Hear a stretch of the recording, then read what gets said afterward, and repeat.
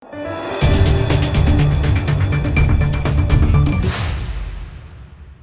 દર્શક મિત્રો, આપ જોઈ રહ્યા છો લોકમૈત્રી ન્યૂઝ. હું છું એન્કર અર્પિતા પટેલ. હવે જોઈએ અગત્યના સમાચાર.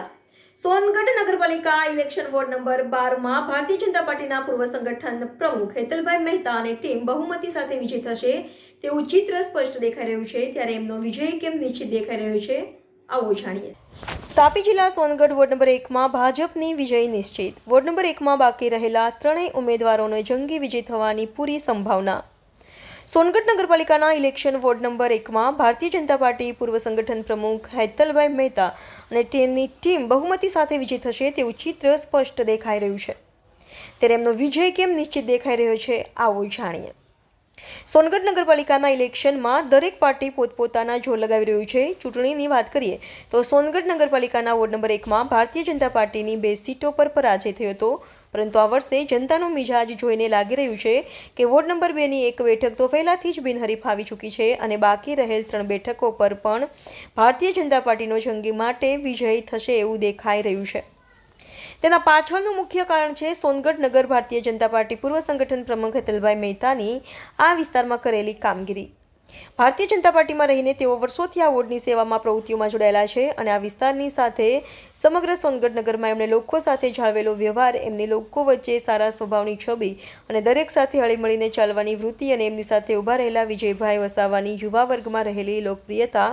તો બીજી તરફ ગીતાબેન ગામિત કે જેઓ બીજી વાર ચૂંટણીમાં ઊભા રહ્યા છે, તેમણે એમના વિસ્તારમાં કરાયેલા કામો, આ તમામનો સરવાળો ભેગો કરવામાં આવે તો ભારતીય જનતા પાર્ટી અહીં જંગી વિજય થશે, એમાં કોઈ શંકાને સ્થાન નથી. ત્યારે અહીં 4 ઉમેદવારોએ શું કહ્યું, આવો સાંભળીએ. રિપોર્ટર કલ્પેશ વાઘમારે, તાપી. ખૂબ જ સારો છે અને સૌ કોઈ અમને એમ કહે છે કે અમે ભાજપને જ વોટ આપશું અને તમારી કામગીરી પણ સારી છે. તમે વોર્ડ નંબર 1ના સૌથી છેવાડાના વિસ્તારમાંથી આવો છો, તમારા વિસ્તાર વિશે શું કહેશો? અમારા વિસ્તારમાં પણ બધી સગવડ છે અને આગલા ટર્મમાં પણ સારું કામ થયેલું છે. રોડ છે, વીજળી છે, પાણી છે, બધું સારું છે. તમે લોકો અમારા છેવાડાના વિસ્તારમાં આવીને જોઈ શકો છો. તમને શું લાગે છે કે આ વોર્ડના જે 3 ઉમેદવાર બાકી છે એ કેવી બહુમતીથી વિજય થશે? એ ખૂબ એમને એકદમ જંગી બહુમતીથી અમે જીતીને આવીશું. જી બેન, ધન્યવાદ. હું રાણા શિવાની, આપનું ક્વોલિફિકેશન?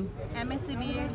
શિવાનીબેન, એક બિનહરીફ ઉમેદવાર તરીકે આપ આ વોર્ડમાંથી ચૂંટાઈ આવ્યા છો ભાજપમાંથી, ત્યારે હવે લોકો પાસે જ્યારે બીજા બાકી રહ્યા 3 ઉમેદવાર માટે વોટ માંગવા જાઓ છો ત્યારે કેવો પ્રતિસાદ મળી રહ્યો છે? અમે જ્યારે બધા લોકો પાસે જઈએ છીએ ત્યારે અમને ખૂબ જ સારો રિસ્પોન્સ મળે છે અને બધા લોકો અમને સામેથી આવીને કહે છે કે અમે ભાજપને જ વોટ કરીશું. બેન, યુવા એક મતદાર તમે પણ કહેવાઓ, તો એક યુવા તરીકે, ઉમેદવાર તરીકે તમે યુવા મતદારો તમને કેવો રિસ્પોન્સ આપે છે? સારો રિસ્પોન્સ આપે છે. એ લોકો બધું આગળના 5 વર્ષ પહેલાં પણ જે લોકો આવી ગયા છે તે લોકો માટે પણ સારો રિસ્પોન્સ મળ્યો છે અને સારા કામો કર્યા છે અને હજુ બાકી રહેલા કામો અમે સારી રીતે કરીશું એવો વિશ્વાસ. લોકો સાથે મળીને આપનો વિજયનો વિશ્વાસ કેટલા ટકા છે? સારો છે. 100% આપને લાગે છે? 100% છે. જી, ભારતીય જનતા પાર્ટીના વોર્ડ નંબર 1ના ઉમેદવાર તરીકે મારી પસંદગી થઈ છે. તો આ વોર્ડમાં પાછલા વર્ષોમાં ભારતીય જનતા પાર્ટીની સરકારે ખૂબ જ વિકાસના કાર્યો કર્યા છે, જેવા કે સ્વિમિંગ પુલનું હમણાં જ ટેન્ડરિંગ થઈ ગયું છે ને એનું કામ ટૂંક સમયમાં જ ચાલુ કરવામાં આવશે.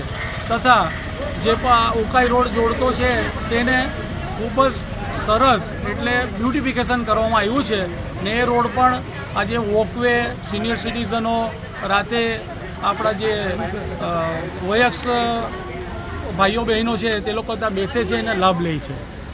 હેતલભાઈ, આ વોર્ડમાં મુખ્ય જે મુદ્દાઓ કહી શકાય તે કયા હોય છે? મુખ્ય મુદ્દાઓ વિકાસનો જ છે. આ વોર્ડ ભૌગોલિક દ્રષ્ટિએ ઘણો મોટો છે એટલે નગરપાલિકા તરફથી પાછલા વર્ષોમાં દરેક ખૂણે ગલીએ રસ્તા, RCC રોડનું કામ કરવામાં આવ્યું છે, વીજળીનું કામ કરવામાં આવ્યું છે તથા દરેક ઘર સુધી પાણી પહોંચવામાં આવ્યું છે. આપ પૂર્વ નગર સંગઠનના પ્રમુખ પણ છો, ત્યારે આપની શું વિશ્વાસ છે આ વોર્ડ પ્રત્યે? મને પૂર્વ સંગઠન પ્રમુખ તરીકે પૂરો વિશ્વાસ છે. પાછલા 25 વર્ષથી હું આ વોર્ડમાં રહું છું અને સંગઠનનું કામ કરું છું. 100% જંગી બહુમતીથી આ વોર્ડમાં ભારતીય જનતા પાર્ટીના 3 ઉમેદવાર જીતી જશે. જી, ધન્યવાદ. આપનો પરિચય?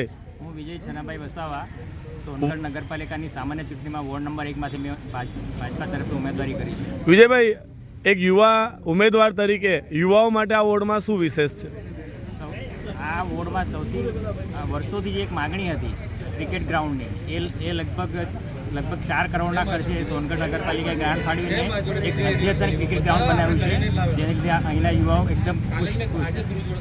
બીજી અહીંયા તમે જો સુવિધાઓની વાત કરો તો લોકો મતદાર તમને કયા કારણથી મત આપશે? આ વોર્ડનો એક સૌથી મોટો પેચીદો પ્રશ્ન કહી શકાય એવો આ સમાજનો એક સ્મશાન ભૂમિનો પ્રશ્ન હતો.